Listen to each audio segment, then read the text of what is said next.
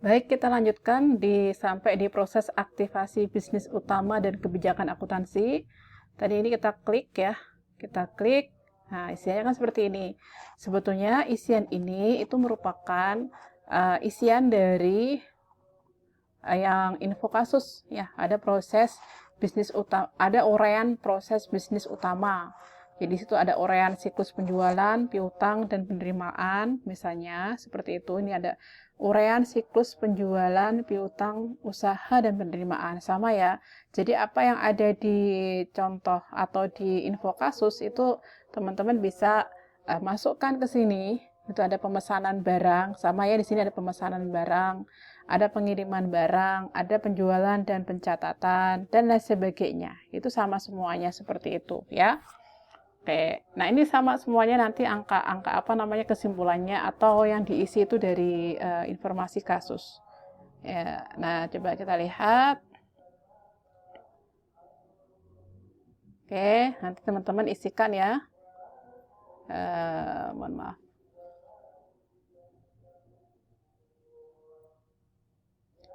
Oke, seperti ini ya. Jadi saya katakan bahwa 5 hal yang akan kita isi, yaitu siklus penjualan, piutang, dan penerimaan. Ini rangkuman uraian siklus penjualan, piutang, usaha, dan penerimaan ya. Isiannya dari mana? Dari info kasus. Penjualan ada pemesanan barang, pengiriman barang, penjualan dan pencatatan. Kemudian siklus piutangnya itu ada pencatatan piutang, pemantauan piutang, ada penyisihan utang tak tertagih. Siklus penerimaannya ada penerimaan tunai, verifikasi penerimaan, penyetoran ke bank. Nah, selanjutnya itu ada siklus pembelian, persediaan, hutang, dan pengeluaran. Di sini ya, rangkuman uraian siklus pembelian, persediaan, utang, dan pengeluaran. Lagi-lagi isiannya dari kasus soal yang sudah dikasih. Nanti dicari aja siklus pembelian, persediaan. Ada permintaan, persediaan, pemesanan barang, penerimaan barang, pencatatan, persediaan. Siklus hutangnya ada apa saja? Ada pencatatan hutang, pemantauan hutang, penyelesaian hutang. Kalau siklus pengeluaran itu ada permintaan pengeluaran, persetujuan pengeluaran, pencatatan pengeluaran, rekonsiliasi. Nah, kemudian yang berikutnya, yang ketiga itu ada uraian penyimpanan dan pengendalian kas. Ya, uraian penyimpanan dan pengendalian kas itu ada tempat penyimpanan kas, ada kas fisik, kas elektronik. Kalau pengendalian kas pakai apa? Ada pemisahan tugas, batas pengeluaran, rekonsiliasi, audit internal, asuransi, keamanan fisik dan digital, pelatihan karyawan. Nah, kemudian sampingnya itu ada yang penerimaan dan pengeluaran uang. Ya, penerimaan dan pengeluaran uang. Itu ada rangkuman uraiannya. Ada rangkumannya. Penerimaan uang, penjualan offline, penjualan online, retur pengembalian, penerimaan lainnya. Pengeluaran uang juga ada, pembelian persediaan, biaya operasional, pembayaran pinjaman, investasi, dan pengeluaran lainnya. Nah, terakhir itu ada tentang rangkuman uraian pengadaan dan pemakaian aset. Jadi ada pengadaan aset tetap, ada pemakaian aset tetap. Nah, itu semua nanti diisikan.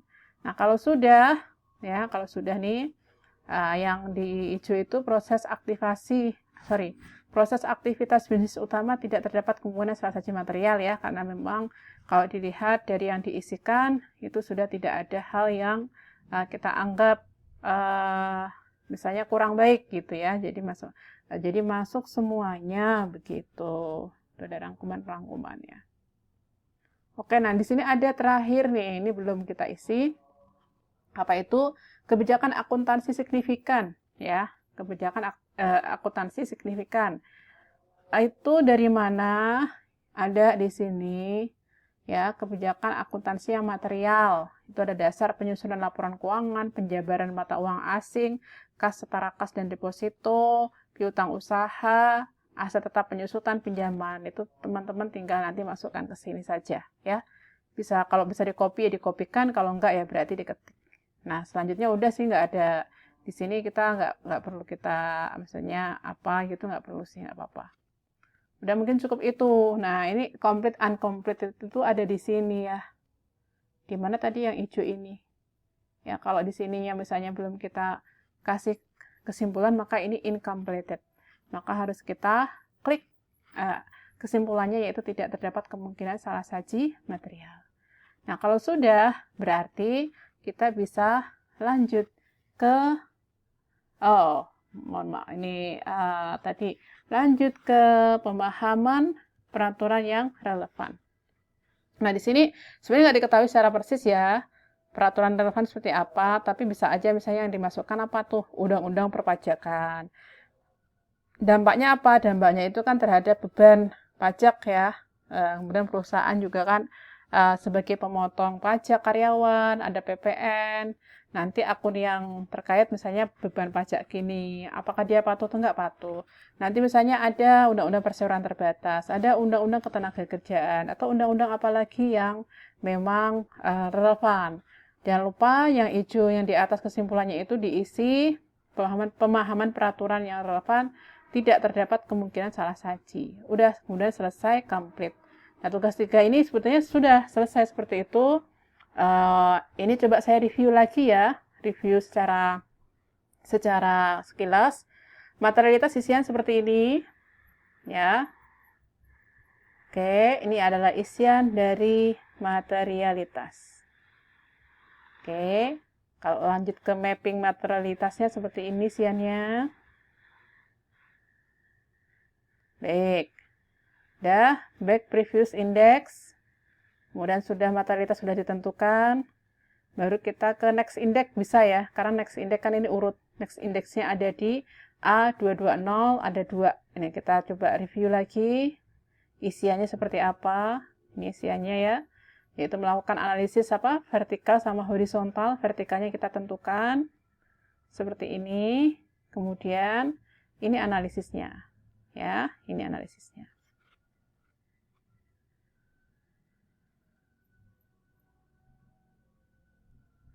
Oke, previous index lagi. Oh ya, tadi jangan lupa di sini, sisi sini hasil analisisnya apa? Oh, hasil analisisnya tidak terdapat salah saji material. Sudah komplit, maka bisa lanjut ke sini, A2202. Analisis rasio, tampilannya seperti ini.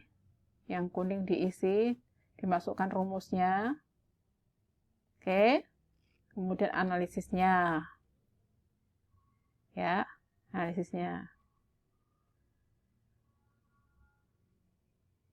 Sudah, yang hijau ini diisi, analisis tidak terdapat risiko salah saji. Dah, kalau sudah, previous index, nanti kita isi tidak terdapat risiko salah saji. Nah, setelah itu next index, yaitu next indexnya adalah A2203. Ada 4, coba kita review sejenak isiannya seperti ini. Ya, isiannya seperti ini. Oke. Diisi sesuai dengan informasi kasus. Oke, kalau sudah semuanya, A2302. Isiannya seperti ini. Oke, ini isiannya. Sudah semua, sudah komplit. Ya, berarti lanjut ke yang apa tadi? Ini sudah ya. Yang aktivitas bisnis utama. Ya, ini tadi. Yang ini yang barusan di awal video ini. Oke. Udah sih, teman-teman, udah selesai pengerjaan kita. Nih, sekali lagi saya mohon maaf kalau videonya tidak terlalu proper atau penjelasannya tidak terlalu clear ya. Nanti kalau misalnya ada sesuatu yang tidak ditanyakan, silahkan kalian tanyakan di kolom komentar. Terima kasih. Saya akhiri, kita lanjutkan. Semoga kita bisa melanjutkan ke video selanjutnya, yaitu tugas 4.